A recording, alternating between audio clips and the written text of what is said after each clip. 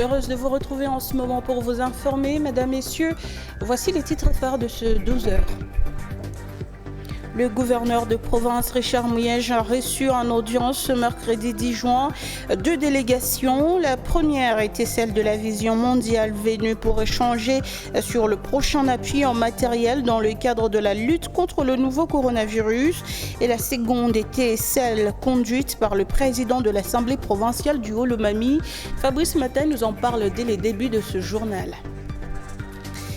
Et le ministre provincial de la Santé et la commissaire générale du genre, accompagnés de quelques membres de l'équipe de riposte contre la maladie à coronavirus au Lualaba, étaient ce mercredi 10 juin au marché Manika pour sensibiliser et distribuer les masques aux malades dans le souci d'arrêter la chaîne de contagion du coronavirus. À suivre dans ce journal.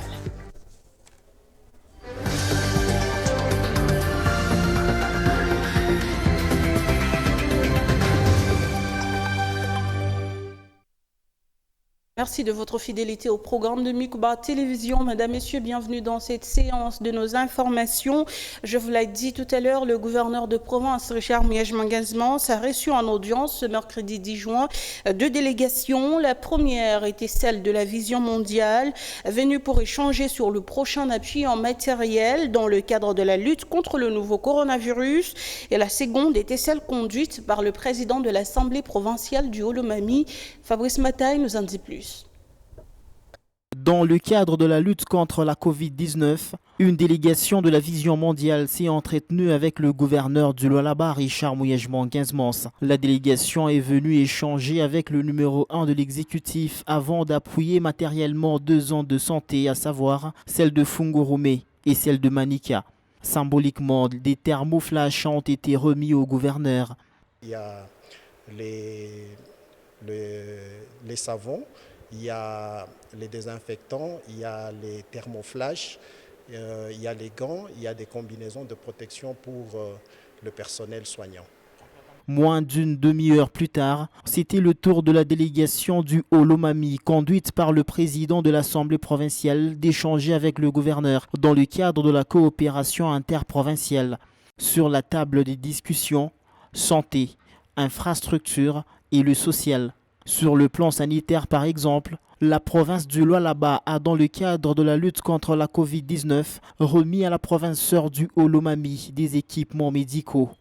Un geste loué par la délégation. Nous sommes venus dans le cadre des relations interprovinciales. Mais le choix du Haut-Lomami, d'abord, c'est le Lualaba. Parce qu'au Lualaba, il y a un gouverneur qui incarne tous les Katanga. Politiquement, il a de l'expérience et même dans beaucoup d'autres secteurs. Nous sommes venus vers lui, il n'a pas hésité de nous donner un kit contre la Covid. Ce kit, nous devons l'amener à Kamina. Il s'est organisé en tant que père de famille, chercher moyen de transport, un affrètement d'un avion, ce n'est pas chose facile. Nous avons poursuivi notre projet. Le chantier est déjà palpable parce que du côté du Lualaba, il y a une route bien faite à terre battue. Mais du côté du Haut-Lomami, les engins du Lualaba avaient quand même ouvert la route. On a poussé les idées jusqu'à réparer le bac de la Gécamine ou encore chercher d'autres bacs. Le Haut-Lomami est l'une des provinces qui partagent une même frontière avec la province du Lualaba. Les deux provinces sœurs prévoient de mener une lutte acharnée contre la pandémie à la Covid-19. Au quartier Kanina, une fille d'une dizaine d'années a été touchée par une balle perdue la journée du 6 juin. La fillette reçoit des soins à l'hôpital de référence de Kanina. Son état de santé est hors de danger selon son médecin traitant. Dorsam Teb l'a rendu visite. C'est d'une manière mystérieuse que Brigitte Ngoy a reçu une balle perdue dans son avant-bras gauche autour des 9 h de la journée de samedi 6 juin. La victime était assise dans la véranda chez elle quand elle a aperçu la balle traverser les tôles en ignorant sa provenance. Erkwan samedi tulikuwa pa mulango kwa 9h. Tulishtukia tu kintu pa malata kinaelewa ni kintu kani, tunashtukia deja mtoto anatoka shukuru. C'était le samedi matin quand nous tous on a été surpris d'entendre un bruit sur les tôles de notre véranda. D'un coup, on a vu notre sœur se tordre de douleur et les sangs qui coulaient. Nous ne savons pas d'où est venue cette balle. Tulikuya hapo pale penye binafanika inatoka mu veranda mule na ria shi tukwa sur place pale. Acheminée à l'hôpital de référence de Kanina, Brigitte Ngoy, âgée de 10 ans, a reçu des soins après avoir retiré la balle de son bras. C'est ainsi qu'ils sont arrivés vite ici et en examinant, nous avons trouvé que c'était une balle. Et nous l'avons extrait, une balle d'environ 3 cm. Nous l'avons extrait et nous avons fait le pansement. L'enfant jusqu'à là est hospitalisé et quand même la plaie évolue bien. Je crois d'ici aujourd'hui ou demain, l'enfant pourra rentrer à la maison. Jusque-là, ils ne savent pas, la famille ne sait pas comment l'enfant a reçu cette balle, d'où est venue la balle, ils ne savent rien, ils sont au courant de rien. La balle n'a pas atteint l'os. Brigitte Ngoy se porte bien, son dossier est entre les mains du parquet pour en savoir plus sur l'origine de cette balle perdue. Poursuite ce mercredi 10 juin de l'audition de 8 présumés bandits accusés d'association de malfaiteurs, de vol à main armée, de meurtre et d'extorsion par l'auditeur militaire de garnison de Kolwezi. À la fin de l'audition, le tribunal militaire a renvoyé la cause au 24 juin prochain pour les plaidoiries d'Izamba. Le tribunal militaire de garnison de Kolwezi a poursuivi l'audition des 8 présumés bandits à son audience de ce mercredi 10 juin. Après le président de la composition, c'était au tour de l'organe de la loi ministère public de poser des questions aux prévenus sur le déroulement des faits qui leur sont reprochés. Si Banga et Ngabiloko les ont dénoncés, nous posons encore la question. L'audience est suspendue lorsque le prévenu Kandolo Mabele Félicien profère des menaces de mort contre une partie civile qu'il a formellement identifiée comme l'un des malfaiteurs qui ont pénétré dans sa maison. Vous pouvez maintenant bien le revoir. Oui, monsieur, c'est votre papa. Ils ne sont pas menacés. Vous avez dit vous menacez? Parce que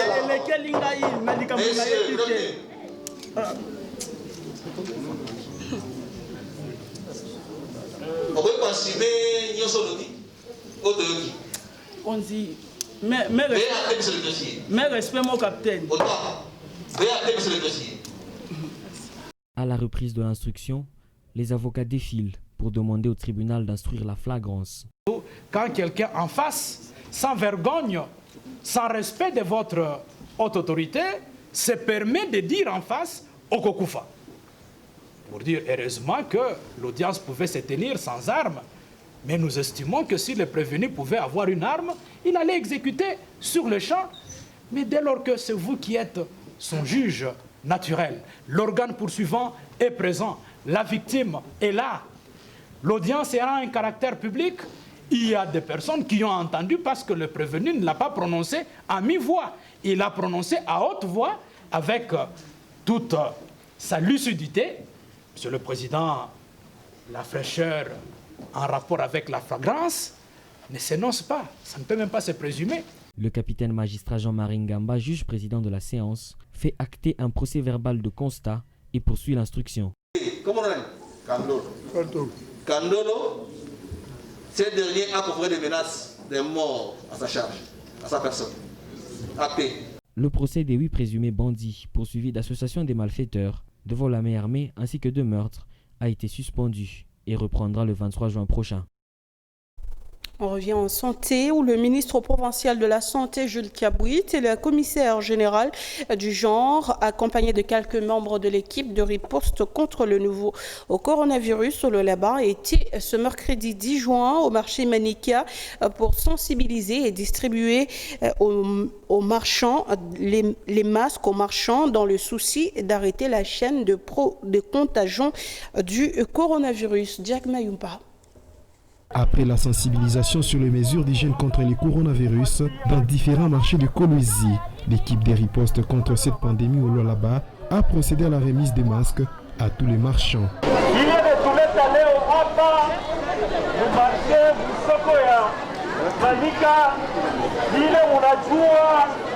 Aujourd'hui, nous sommes ici pour la cause que personne n'ignore.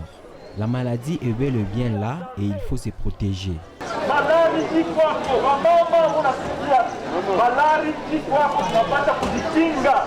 Le respect des gestes barrières était le maître mot partout où était passée la délégation.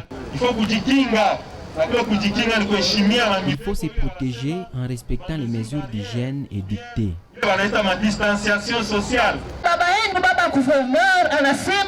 C'est au nom du gouverneur que nous vous apportons ces cache-nez pour vous protéger, parce que votre santé les préoccupe au plus haut point. Du marché Manika, passant par le marché Mouchiaboulouma jusqu'au marché Raï, tous les marchands ont loué le geste posé par l'équipe envoyée par le coordonnateur de la riposte en province, Richard Mouyej. Nous sommes tellement contents et nous remercions notre gouverneur car c'est un homme des cœurs.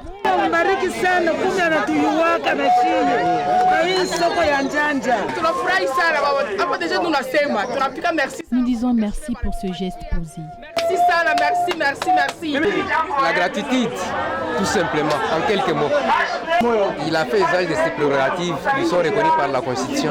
C'est ainsi qu'il est venu nous ravitailler. Sa façon de contribuer à l'éradication du coronavirus. Après cette étape, la prochaine cible sera le marché Kasulo. La 11e épidémie d'Ebola en République démocratique du Congo, précisément dans la province de l'Équateur, a été déplorée le 1er juin. C'est la deuxième fois en 2 ans que le virus d'Ebola touche cette région du nord-ouest du pays. Le ministre national de la Santé déplore un déficit de vaccins. C'est ce que nous dit Olivier Kavund. Alors que la République démocratique du Congo s'apprête à déclarer la fin de la 2e plus grande épidémie d'Ebola jamais enregistrée, une nouvelle chaîne d'infection a été découverte à Mbandaka dans la province de l'Équateur. Le ministre congolais de la Santé a annoncé que 4 personnes sont mortes du virus dans la ville de Mbandaka et il déplore le déficit de vaccins contre cette épidémie. Les données d'hier, c'était 9 cas Ebola confirmés et puis 3 suspects. Donc nous avons 12 cas et parmi les 12, nous avons 6 décès. Maintenant, nous sommes en train de vacciner donc les gens qui ont été en contact avec le cas confirmé et aussi la population tout entière. Mais le problème, c'est qu'on n'a pas assez de vaccins et nous sommes en train de voir avec nos partenaires comment faire parvenir le vaccin ici à Mbandaka. Nous avons constitué plusieurs commissions. Nous avons une coordination de la lutte au niveau national et au niveau provincial. Dans la coordination provinciale, nous avons plusieurs commissions et ce sont ces commissions-là qui font le travail sur le terrain. Oui, en tout cas, jusque-là, dans notre plan, on a besoin de 100 000 vaccins, en tout cas pour le moment, ici à Mbandaka, de 100 000 cures de vaccins. Sur place, nous avons 1500 et puis il y a 8000 qui arrivent et puis on verra comment on peut chercher d'autres. Pour rappel, la dernière épidémie du virus Ebola enregistrée en Mbandaka remonte à 2018 lorsque 33 personnes sont décédées. Là-bas, le commissariat de l'entrepreneuriat des jeunes va organiser sous le haut patronage du gouverneur Richard Mouyej une journée d'exposition des divers produits des jeunes entrepreneurs Lualabé le 12 juin prochain au complexe scolaire Ewabora. Ce message lancé par Lydia Kapapa, commissaire générale en charge de l'entrepreneuriat des jeunes, dans ce propos recueilli par Ephraim Moununga. Cher Lualabé, sous le haut patronage du gouverneur de province, son Excellence Richard Mouyej Manguesmans, il va se tenir en date du 12 juin prochain au complexe Ewabora une journée d'exposition de divers produits des jeunes entrepreneurs de notre province. Ce sera une journée porte ouverte aux consommateurs jusqu'au samedi 13 juin. Compte tenu de la crise sanitaire qui nous guette, j'annonce ici que cette activité devra se dérouler sur fond de respect strict des mesures barrières, c'est-à-dire le lavage des mains, le port obligatoire des masques, la distanciation sociale de 1 mètre. Cela pour qu'ensemble, nous puissions barrer la route à la Covid-19. Encore une fois, cher Lalabé, j'insiste sur le respect strict des mesures barrières. Merci. Et c'est par là que s'achève votre journal de midi d'aujourd'hui. Merci à tous de l'avoir regardé. Le programme continue sur Mikuba Télévision.